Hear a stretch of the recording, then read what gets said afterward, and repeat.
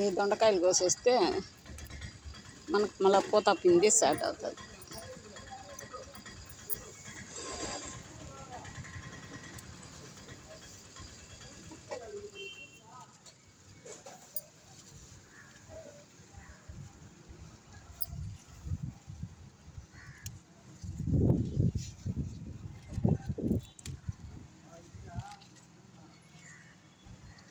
పెద్దది అవుతుందా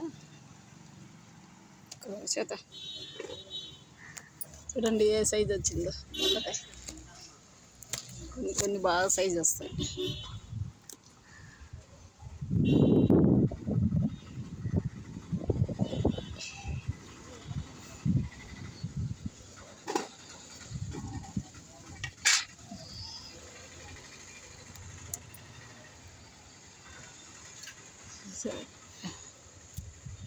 కాయలు కోసేస్తే మనకు పూత స్టార్ట్ అవుతుంది. ఏడే కానీ పూత ఉందేమో చూడండి, పూతే లేదు. కాయలు కోసేస్తే పూత బాగా స్టార్ట్ అవుతుంది.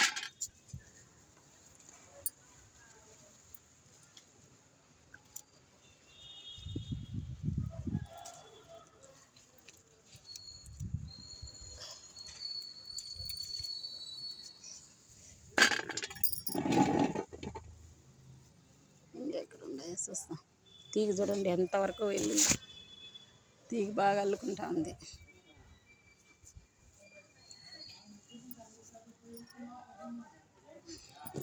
చూడండి ఎన్ని దొండకాయలు వచ్చినాయి.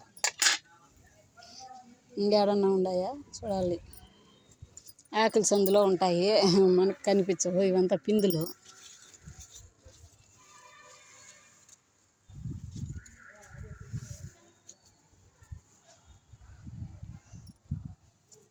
చిక్కుడు పూత బాగా స్టార్ట్ అవుతుంది. ఈ పక్క ఏడ చిక్కుడు చెట్ల వరకు వచ్చేసింది చూడండి దొండపాదు. ఇంకా చూసి ఆకులు సందులో ఏడన్నా ఉన్నాయా అని ఎత్తుక్కొయ్యాలి ఫ్రెండ్స్. చూడండి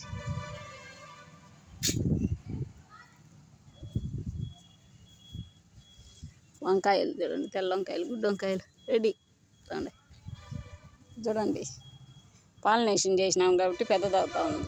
ఇవి ఎట్టుండేటి అట్టే ఉన్నాయి. దీనికన్నా చిన్న పిందిగా ఉన్నింది ఇది. చూడు పెద్దదవుతా ఉంది.